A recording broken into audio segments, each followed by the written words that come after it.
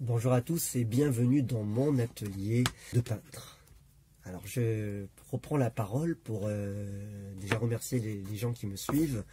Je remarque que les gens qui viennent ne décrochent pas et ne partent pas, donc ça vraiment je voulais vous en remercier. Vous êtes discret aussi, mais j'aime la discrétion.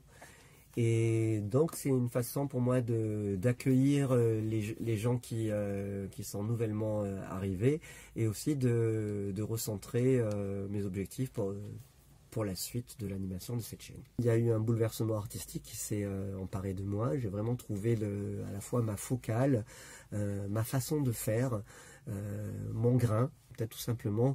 Que, comme disait Matisse, et Picasso, il faut du temps pour redevenir jeune et avoir quelque chose de spontané à dire. Ça veut dire qu'en fait, tant qu'il n'y a pas de maîtrise des arts plastiques, de notre mode d'expression, on va essayer d'ouvrir plusieurs portes et certaines portes vont s'ouvrir à nous de manière plus ou moins grande et vont nous accueillir et nous allons pouvoir nous exprimer d'une façon plus ou moins aisée. Et la difficulté, en fait, au bout d'un moment, c'est pas tant d'être rejeté par les portes, mais plutôt d'en ouvrir trop. Difficulté qui consiste un petit peu à se perdre parce qu'on arrive plus ou moins à faire plusieurs choses. Mais en fait, la question qui m'est arrivée, qui m'est tombée dessus, c'est vraiment de savoir qu'est-ce que je veux faire moi. Qu'est-ce que je veux faire moi. Et c'est important de pouvoir fermer des portes. C'est vraiment savoir ce que vous voulez, ce qui vous intéresse le plus. Est-ce que c'est de faire du manga, de la bande dessinée, du roman graphique? Est-ce que c'est d'être dilettante et de toucher un petit peu à tout? Ou est-ce que c'est de vous spécialiser dans quelque chose et d'y mettre votre âme? Moi, vraiment, la question, c'est pourquoi l'art? Quel art?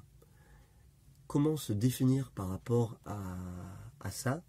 Et quelle est notre place dans le monde? En fait, ce sont des enjeux philosophiques. C'est une approche de quelle ouverture au monde je vais avoir. Et aujourd'hui, je sais vraiment que je suis peintre et que quelle que soit la finalité de la fonction, mon rôle, c'est d'être peintre.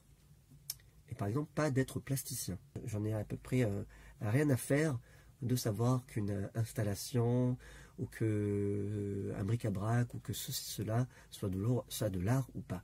Ça, c'est vraiment c'est une question de terme. Moi, ce qui m'intéresse, c'est de savoir est-ce que je suis plasticien, c'est-à-dire est-ce que je vais faire un réseau de trucs, plus ou moins, avec un message derrière et une illustration sonore, verbale, visuelle, qui va nous amener vers un questionnement, un concept ou pas. En fait, c'est un faux débat de dire est-ce que la peinture est toujours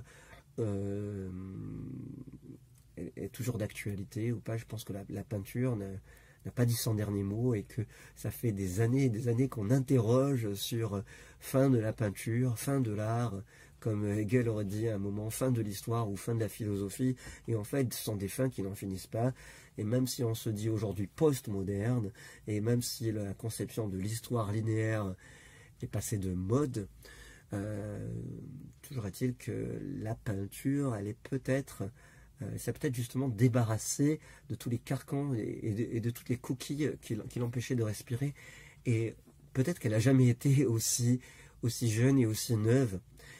Et peut-être que les dialogues avec des gens comme Picasso ou Matisse sont d'actualité, peut-être pas d'actualité, mais de la plus grande des modernités.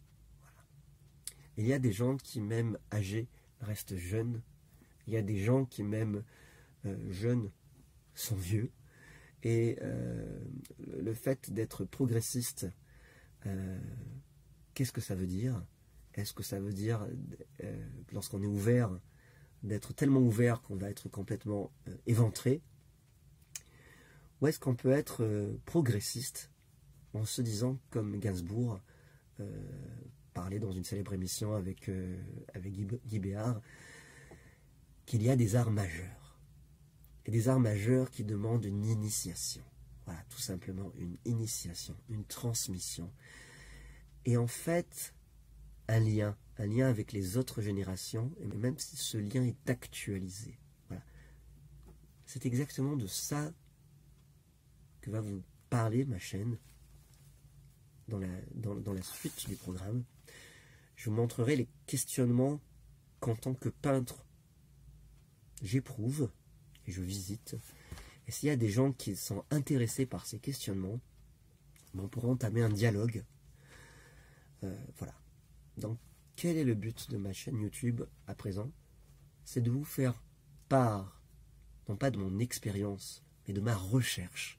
Car pour moi, c'est une question de recherche, d'ouvrir des portes nouvelles, même si la technique est connue, même si la technique va presque être artisanale, mais quelles sont, dans un cadre, les difficultés que l'on peut éprouver pour aller au plus proche de sa propre sensation.